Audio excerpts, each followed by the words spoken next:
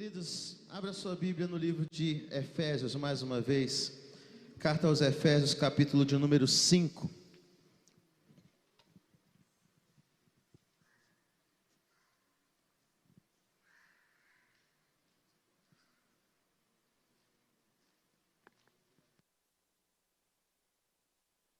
Glória a Jesus.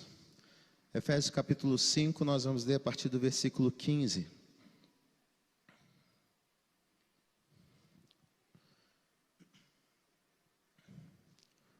Efésios 5:15 diz assim: Tenham cuidado com a maneira como vocês vivem, que não seja como insensatos, mas como sábios, aproveitando ao máximo cada oportunidade, porque os dias são maus.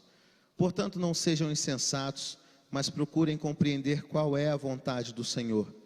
Não se embriaguem com o vinho que leva à libertinagem, mas deixem-se encher pelo Espírito, falando entre si com salmos, hinos e cânticos espirituais, cantando e louvando de coração ao Senhor, dando graças constantemente a Deus Pai por todas as coisas, em nome do nosso Senhor Jesus Cristo. Amém. Pai amado, essa é a Tua palavra ministrada ao nosso coração nessa noite. Pedimos que o Senhor venha falar conosco através do Teu Santo Espírito neste lugar. Deus, nós queremos que o nosso coração seja agora como uma terra fértil para o lançar da Tua semente, que os nossos ouvidos estejam atentos ao que o Senhor vai falar conosco, e que nós sejamos transformados para a honra e glória do Teu santo nome. Usa-nos em Tuas mãos, Pai, assim nós te pedimos no nome de Jesus. Amém. Glória a Deus. Assente-se, queridos. Essa palavra há um tempo tem falado muito ao meu coração. Eu já o compartilhei em um dos cultos durante a semana aqui na igreja, e orando a respeito da ministração hoje, o Espírito Santo tocou no meu coração para que nós compartilhássemos novamente sobre este texto, vivendo em sabedoria. Nós olhamos, amados, que nós estamos vivendo dias tão complicados. Eu tenho certeza que cada um de nós tem situações difíceis em suas vidas, e quando a gente olha o que a gente está vivendo hoje, e ainda mais o que pode vir no futuro, parece que nada se compara do que nós já vivemos no passado ao cenário atual. Eu creio que muitos irmãos já viveram, principalmente aqui no nosso país, questão da repressão, antigamente, violência. Eu já morei no Rio de Janeiro, e a gente já viu muitas questões de violência naquele lugar, que nem se compara ao que nós temos aqui em Anápolis. E situações muito difíceis que nós passamos, mas quando a gente olha para o tempo presente, quando a gente olha para aquilo que pode vir no futuro, principalmente a partir do próximo ano, a gente observa que podem vir dias de luta, dias de sofrimento, dias de perdas, muitas incertezas em relação ao futuro. Não se sabe o que vai acontecer, não se sabe o que esperar do futuro. Então esse é o contexto que nós estamos vivendo. E aí, quando a gente vê diante de um contexto desse, esse texto que nós acabamos de ler, nós vemos o quão atual esse texto é. Parece que esse texto foi escrito ontem, parece que esse texto foi uma mensagem no Zap que alguém escreveu ontem, de tão atual que é, quando o apóstolo Paulo fala: olha, cuidado com a forma que vocês vivem, aproveitem ao máximo cada tempo, e ele vai transcorrendo essas ideias. Parece que foi um líder nosso que escreveu para a gente ontem, e nós vemos com isso, queridos, que a palavra de Deus, ela se renova todos os dias. Quão maravilhoso é esse manual de vida que nós temos. Embora muitos falem por aí: mas está ultrapassado. Como ultrapassado? Todo dia ela nos traz verdades que nos instruem, verdades que nos ensinam, verdades que nos apontam o caminho. Essa é a palavra que Deus deixou para nós. É um princípio da palavra. A palavra de Deus, ela é atual, ela continua falando, ela continua direcionando. E quando nós olhamos para esse cenário, amados, e eu penso muito nisso, eu ainda imagino que pode piorar. Embora nós queiramos uma tranquilidade, embora nós queiramos um contexto de paz, mas olhando para um cenário desse, pode piorar, as coisas podem piorar. Nós podemos entrar num contexto de perseguição, sim.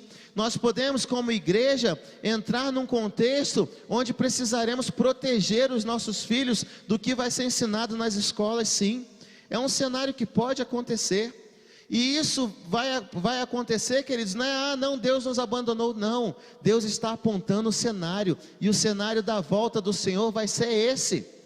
É o cenário da volta do Senhor, aquilo que nós esperamos e almejamos. A palavra de Deus fala lá em Mateus 24, 37, a respeito dos últimos dias.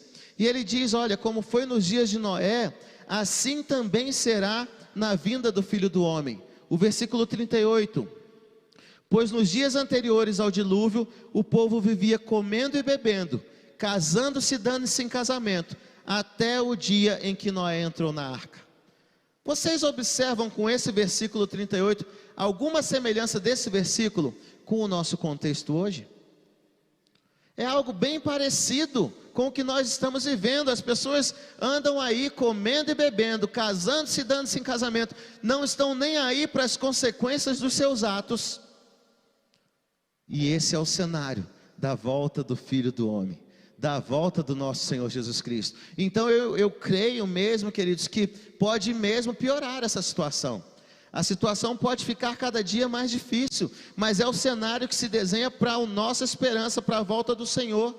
As pessoas nesse tempo aqui viviam de qualquer forma, viviam distraídos e nem viram o dilúvio chegar, até que Noé entrou na arca. O versículo 39 diz, e eles nada perceberam. Vocês lembram aquela história do sapo na panela de água quente? Vocês já ouviram uma história dessa? Porque o sapo, se você botar água quente fervendo e jogar o sapo lá na panela, na hora ele pula e não fica lá de jeito nenhum.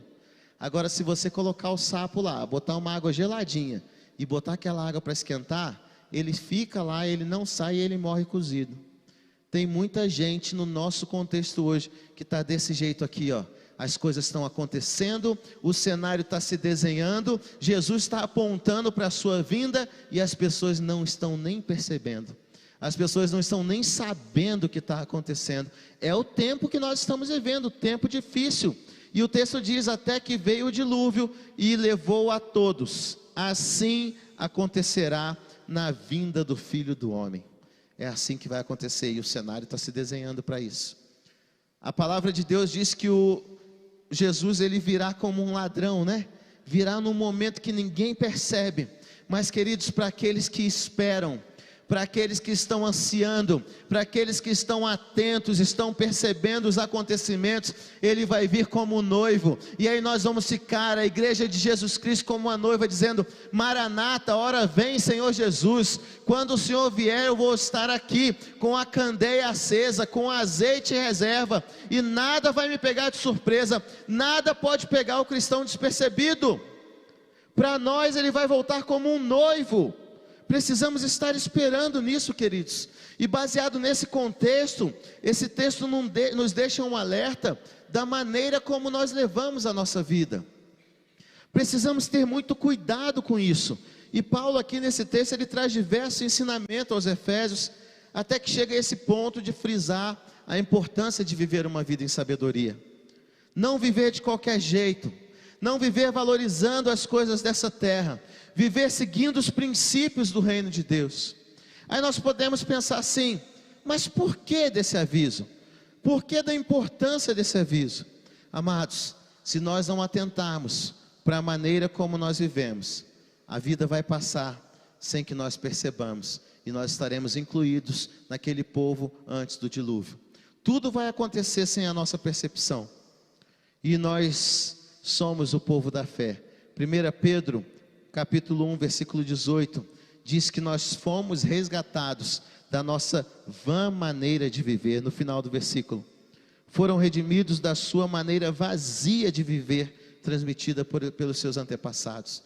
Nós não podemos viver uma vida vazia, nós não podemos viver uma vida sem propósito, nós não podemos viver uma vida que não cumprimos os projetos e os planos de Deus para nós. E o texto lá em Efésios 5,15, ele diz isso, olha, tenham cuidado com a maneira como vocês vivem, que não seja como insensatos, mas como sábios. Ou seja, a forma como eu conduzo a minha vida, a forma como eu ando aqui neste mundo, ela vai dizer se eu ando como sábio ou se eu ando como insensato, se eu vivo na sabedoria ou se eu vivo na insensatez. E há uma diferença muito grande, queridos, porque quando nós pegamos o insensato e o sábio, nós olhamos que aquele que é insensato, ele busca acumular tesouros nessa terra. Já o sábio, ele acumula tesouros onde a traça e o ferrugem não destrói. Ele acumula tesouros no céu, ele tem uma visão além do alcance, ele tem uma visão maior. Aquele que é insensato, ele faz valer o seu direito. Ele busca o seu direito aqui na terra, é olho por olho, dente por dente. Se não fizer o que me agrada, se pisar no meu calo, aí eu vou atrás. Vai me conhecer quando pisar no meu calo. Quantos já não ouviram isso? Isso é insensato. Mas o sábio, ele entende que no reino de Deus é preciso abrir mão, é preciso você dar a outra face, é preciso se pedir a capa, você dar a túnica também. Essa é a verdade do reino de Deus, é você viver não para si mesmo, mas você viver em prol do próximo, é você viver em prol de fazer algo para o seu irmão, é você entender que tudo aquilo que nós recebemos não pode parar em nós, nós precisamos fazer com que passe por nós para alcançar o nosso próximo. Essa é a realidade do reino de Deus, e isso é viver em sabedoria. O insensato, ele odeia e se vinga. Ele vive na vingança, ele não quieta enquanto ele não cumpre a sua vingança. Aquele que é sábio, ele ama e perdoa. Mais uma verdade do reino de Deus. Quantos hoje, queridos, têm vivido uma cultura de ódio, uma cultura de intolerância? Se a pessoa é diferente, se a pessoa não anda de acordo com a linha que eu tracei aqui, eu risco ela do meu mapa, ela não serve para mim. Isso não é valor do reino de Deus. O reino de Deus é um reino de amor, é um reino cuja estrutura é baseada no amor. Nós precisamos amar, nós precisamos nos doar, nós precisamos olhar para o próximo com compaixão, olhar para o nosso irmão, olhar para a nossa irmã que talvez sejam tão diferentes de nós, que talvez tenham gostos tão extremos aos nossos, mas ainda assim olhar assim, aquela pessoa, Jesus morreu por ela também, e eu preciso amá-la como Cristo o amou. Essa é a verdade do reino de Deus. Isso é viver em sabedoria, porque o insensato, ele vive na indiferença. Queridos, vamos pensar aqui de forma bem clara. Para nós, não é muito mais fácil sermos indiferentes às vezes? Você olhar uma pessoa que age, que anda de um jeito que você não concorda, ou uma pessoa por quem você não tem muita aproximação, ou você não bateu, você não gosta muito daquela pessoa. Não é muito mais fácil, ao invés de você ir para diante de Deus, pedir que Deus te faça amar aquela pessoa com o amor fraternal, com o amor de Cristo, às vezes você deixar de lado e falar, não, deixa aquela pessoa para o canto lá, e para mim não influencia nada. Isso não é ser sábio, isso é agir como um insensato. Porque o sábio é aquele que olha para a pessoa e fala assim, eu não consigo ainda amar aquela pessoa, mas eu preciso amá-la, eu preciso olhar para ela com compaixão, eu preciso olhar para ela como Cristo olharia, olhar não com os meus olhos pecadores, com os meus filtros maus, mas olhar com o filtro de Jesus Cristo. E Jesus Cristo nos olha como filhos, como pessoas que foram alvo da redenção e da salvação. Assim vive o sábio ama e perdoa. O insensato, ele é interesseiro. O insensato, ele busca talvez até mesmo viver no evangelho para conseguir os seus prazeres e as suas bênçãos, e quando ele não consegue, ele murmura, quando ele não consegue, ele maldiz contra Deus, ele fala mal da vida. Agora, aquele que é sábio, ele é adorador. O que é sábio, pode as coisas não acontecerem da forma como ele planejou, mas ele vai para diante do Senhor e fala assim, porque ele vive, posso crer no amanhã. Porque Deus comanda todas as coisas, a pessoa descansa. O que é sábio, descansa debaixo das mãos do Senhor, sabe que Deus está cuidando, não para de adorar. Se Deus fizer, Ele é Deus, se Ele não fizer, Ele continua sendo Deus, e o meu papel é me colocar debaixo da poderosa mão dEle, e simplesmente adorar. Isso é viver como sábios, é viver em sabedoria. O insensato, ele se desespera. O insensato, diante de qualquer luta, diante de qualquer gigante, ele perde as esperanças, ele se frustra. O insensato, quando ele está em alguma situação que tem um resultado contra a vontade dele, ele se desespera e acha que não tem mais jeito, acha que não tem mais saída. Vive em aflição, vive em frustração, vive em desespero. Quantas pessoas, amados, nesse tempo nosso, vivem dessa forma? Desesperadas, ansiosos em relação ao futuro, deprimidos em relação ao passado. Uma luta constante. Mas aquele que é sábio, ele não vive dessa forma, porque ele confia em Deus. Salmo 33, lá no versículo 17, Salmo 33, verso 17. O cavalo é vã esperança de vitória, apesar da sua grande força, ele é incapaz de salvar. E o versículo seguinte diz: mas o Senhor protege aqueles que o temem, aqueles que firmam a esperança no seu amor. O sábio firma a esperança em um Deus que pode todas as coisas. O sábio, ele não se guia pelas situações desse mundo, ele não se guia pelo contexto econômico, ele não se guia pelo contexto político, ele não se guia por aquilo que está ao seu redor, mas ele olha firmemente para Jesus, o autor e consumador da sua fé. Ele coloca o foco naquilo que dá esperança a ele, e é assim que nós precisamos caminhar para viver em sabedoria, amados. E mais um ponto que esse texto de Efésios capítulo 5 nos fala: o sábio, o insensato, desperdiça o seu tempo. O insensato vive de qualquer jeito, ele não faz conta dos seus dias, mas o sábio, ele procura remir o seu tempo. É uma característica de uma vida em sabedoria. E o texto continua dizendo lá em Efésios 5, versículo 16: não vivam como insensatos, como sábios, no 15, e o 16, aproveitando ao máximo cada oportunidade, porque os dias são maus. Tem uma tradução que ela fala assim: remindo o tempo, porque os dias são maus. Lá no Salmo 90, 12, o salmista diz isso.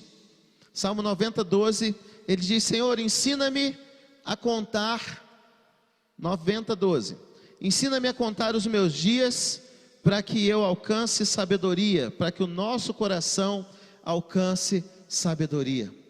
Então, amados, isso é muito sério, nós precisamos estar atentos à maneira como vivemos, porque Deus nos dá um tempo aqui para nós cumprirmos uma missão. E quanto nós temos caminhado na direção dessa missão?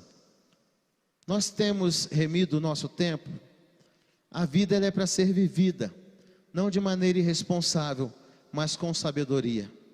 Sabe por quê, amados? O local onde nós vamos passar a eternidade depende do que nós vivemos aqui nessa terra. E isso é sério, nós precisamos refletir muito nisso. Nós falamos muito sobre isso em cultos fúnebres, e tem um texto de Eclesiastes que diz que é melhor você ir a uma casa onde há luto do que a uma casa onde há festa. E é justamente nesse sentido, porque num momento de luto é um momento que nós refletimos acerca da vida. O que eu tenho feito com a minha vida? Como eu tenho conduzido a minha caminhada? O que eu tenho feito de cada dia que Deus tem me dado? Porque isso aqui tudo um dia vai passar, isso aqui tudo um dia vai acabar. E uma vez, queridos, eu li um livro, e esse livro foi um diferencial para mim. Ele chama 30 Dias para Viver. E ele diz assim: como você conduziria a sua vida se você ouvisse de um médico a mensagem de que você só teria 30 dias de vida? E quando nós paramos para refletir, isso é muito sério, porque se nós refletirmos isso, nós vamos mudar tantas coisas, nós vamos ter tantas coisas para transformar. E esse livro, ele fala sobre essa questão. Quando você vai numa lápide, num cemitério, tem lá o nome da pessoa, e aí tem a data de nascimento, um traço e a data da morte. E aí ele fala que tudo na nossa vida se resume àquele traço. E aí nós perguntamos: o que nós temos escrito nesse traço? Como nós temos conduzido isso? O nosso tempo precisa ser remido e aproveitado da melhor forma. Nós precisamos entender isso, viver com intencionalidade. Porque hoje, amados, nós somos altamente afetados por distrações. Talvez hoje o problema de muitas pessoas não seja nem tanto uma vida no pecado, uma vida onde infringe princípios da palavra de Deus, princípios claros de pecado e vivem no pecado. Mas muitas pessoas fogem do pecado, buscam viver uma vida de santidade, uma vida de piedade, mas são pessoas que estão longe de Deus do mesmo jeito. Vivem tão atribulados com as distrações, tão atribulados com as coisas desse mundo, tão atribulados procurando conquistar para esse mundo, e vivem cada dia mais trabalhando, cada dia mais distraídos, cada dia mais perdendo tempo em tantas coisas. E hoje é muita coisa que pode tirar o nosso tempo. Quando a gente pega um telefone celular, queridos, se você for mexendo em redes sociais, jogos, aplicativos, daqui a pouco quando você vê, passou um dia inteiro, e nós ficamos ali, dominados por aquele aparelho. Quantos de nós não sentam diante da televisão e falam assim, hoje já tem até um verbo, né? Maratonar. Hoje eu vou maratonar na série da Netflix. E vai lá, e aqui acaba um capítulo, aquele negócio tem um trem do Satanás lá, que quando acaba um capítulo, você já quer ligar no outro, né? Você não dá conta de não ligar no próximo capítulo. E fica. Agora eu pergunto, queridos, é pecado assistir uma série de televisão, dependendo da série, é lógico, mas uma série saudável, que traz ensinamento, é pecado? Todos falaríamos que não, mas se aquilo for prioridade, nós estamos colocando no lugar errado, estamos envolvidos em distrações, e estamos errando, porque não estamos remindo o nosso tempo de forma adequada, e nós perdemos tanto tempo com redes sociais, celular, TV, até mesmo com o trabalho. Tudo tem o seu tempo. A palavra de Deus que diz lá em Eclesiastes 3 que há tempo para todas as coisas debaixo do céu. Então tem tempo para tudo, tem tempo para nós dedicarmos a tudo, a nossa vida, ao nosso trabalho, à nossa família, aos nossos filhos, ao nosso cônjuge, à obra do Senhor no templo. Mas nada pode tomar um tempo que é de Deus. E Deus, Ele não quer uma parte do nosso tempo, Ele quer toda a nossa vida. Tudo que nós fazemos precisa ser para Ele. Nós não podemos mais perder tempo. Muitas coisas que não são pecado têm nos afastado do Senhor também. Tem pessoas que têm até mesmo se afastado do Senhor, envolvido nas coisas da casa de Deus. Então nada pode substituir o nosso tempo com Ele. Nada pode substituir uma vida com o Espírito Santo. Nada pode substituir a nossa caminhada com o Senhor. Porque muitas vezes acaba faltando tempo para uma vida com Deus, falta tempo para uma vida de oração, para uma vida de entrega, falta tempo para ir a uma reunião, desenvolver comunhão com os irmãos, porque nós estamos tão atribulados, estamos tão atarefados. E nós vemos, amados, que a estratégia de Satanás é sempre a mesma.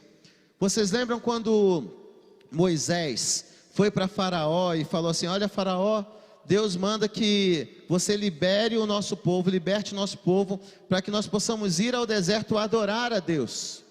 Na primeira vez que Moisés falou isso, a resposta de Faraó foi o seguinte: olha, esse povo está muito à toa, porque eles estão pensando em sair para adorar a Deus. Faz o seguinte, dobra a carga de trabalho deles, e agora vocês não vão mais juntar palha não, eles que ajuntem para fazer os tijolos. E a estratégia hoje é da mesma forma.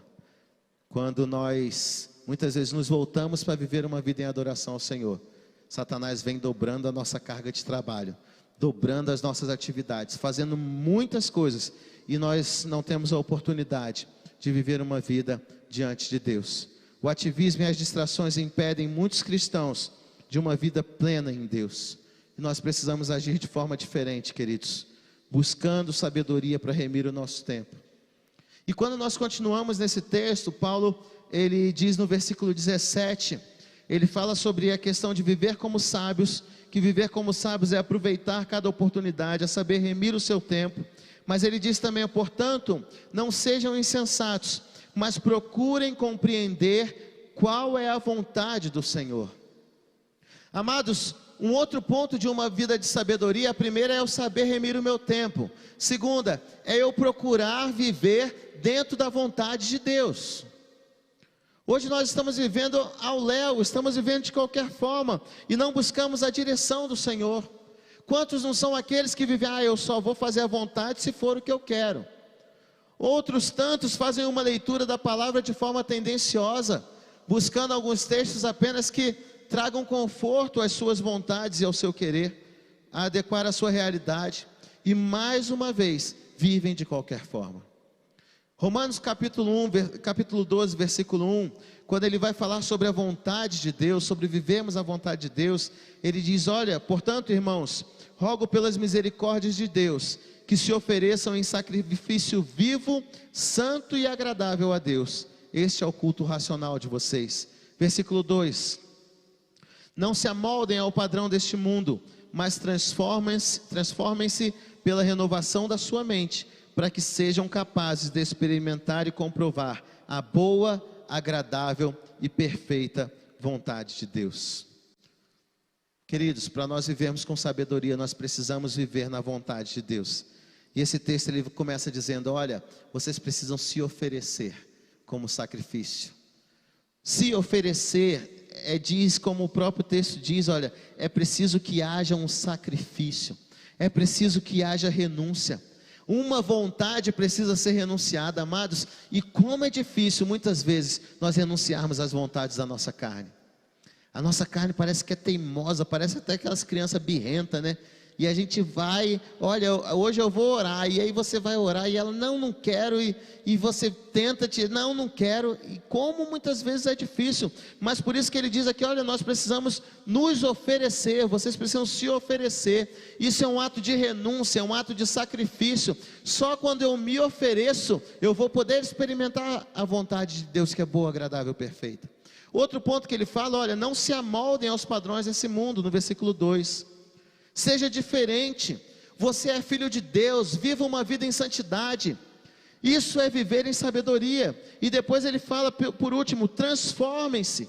É necessário que haja uma transformação em nós, e essa transformação, amados, ela é de dentro para fora.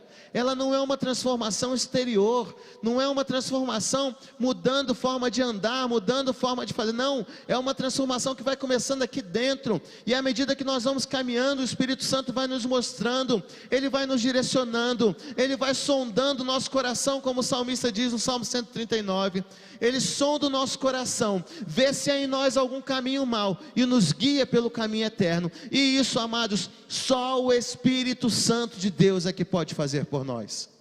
Então, se nós queremos experimentar a boa, agradável e perfeita vontade de Deus, é necessário que haja renúncia, é necessário que nós não nos amoldemos aos padrões do mundo, e é necessário que haja transformação de entendimento. Isso precisa nos alcançar, para que nós possamos experimentar essa vontade de Deus. Nem sempre é o que queremos, mas quando nós descansamos na vontade dEle, nós temos paz, uma paz que excede a todo entendimento. Por fim, amados, o apóstolo Paulo ressalta a importância de se buscar a sobriedade.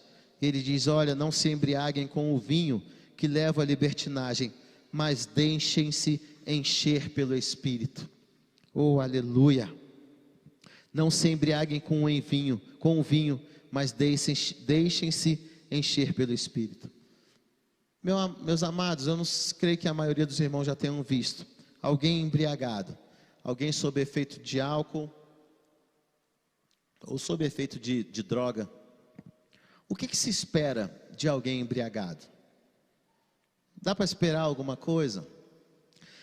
Você consegue tomar alguma decisão com alguma pessoa embriagada, com alguma pessoa sob efeito de drogas?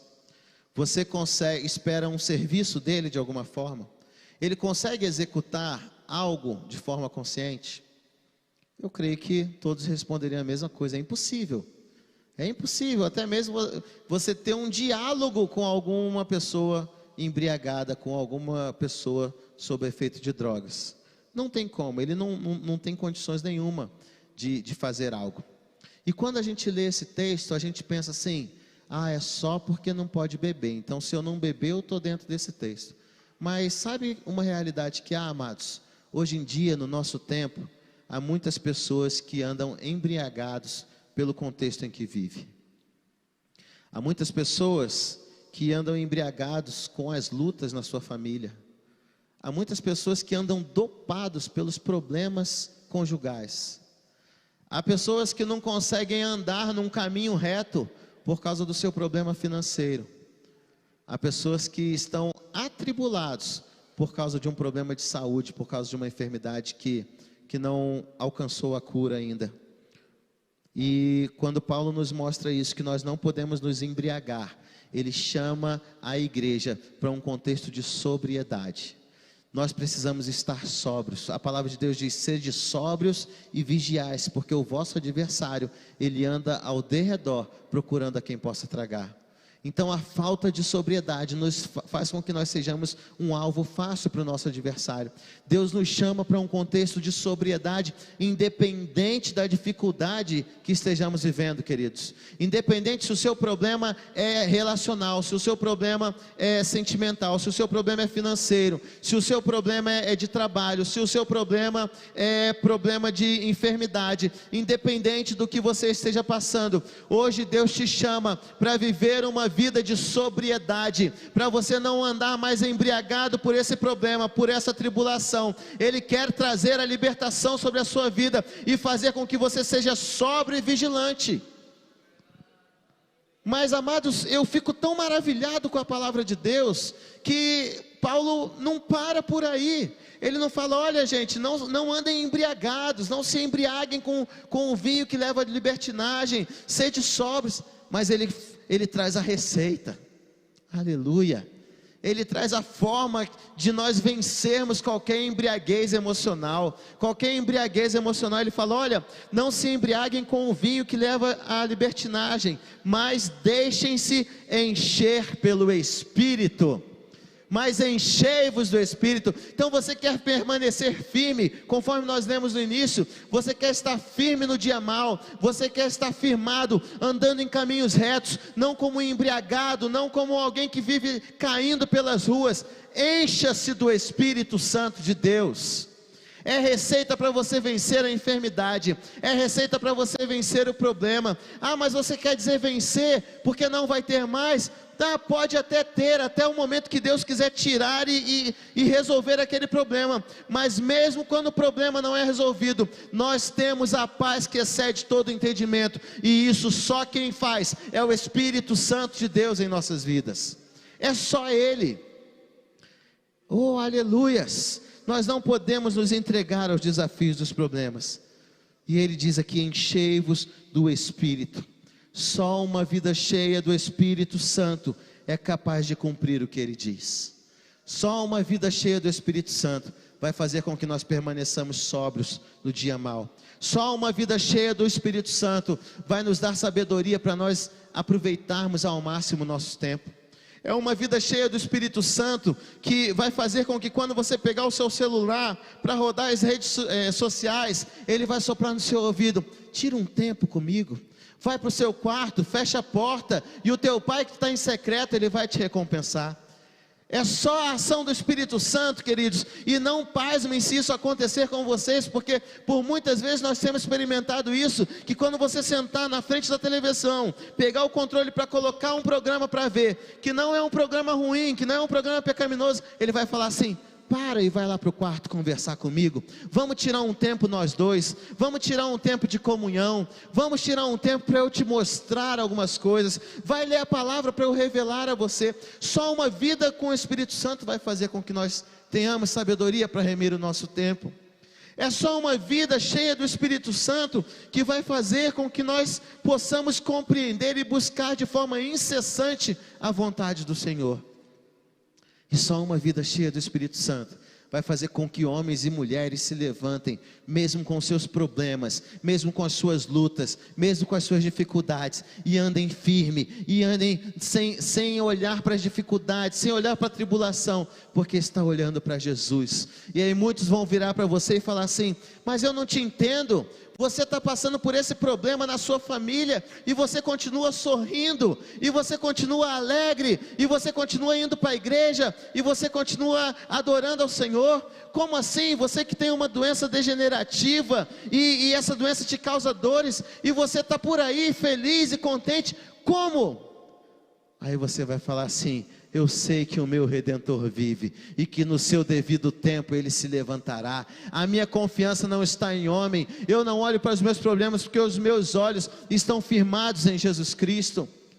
E nós precisamos buscar isso, porque só quando estivermos cheios do Espírito Santo é que nós vamos alcançar isso. Aquele que se coloca ao lado, aquele que está conosco, aquele que nos ajuda, aquele que nos auxilia. E por último, o apóstolo Paulo diz: como que nós vamos nos encher do Espírito? Ele diz aqui, falando entre si, com salmos e cânticos espirituais, cantando e louvando de coração ao Senhor, dando graças constantemente a Deus Pai por todas as coisas, em nome do nosso Senhor Jesus Cristo.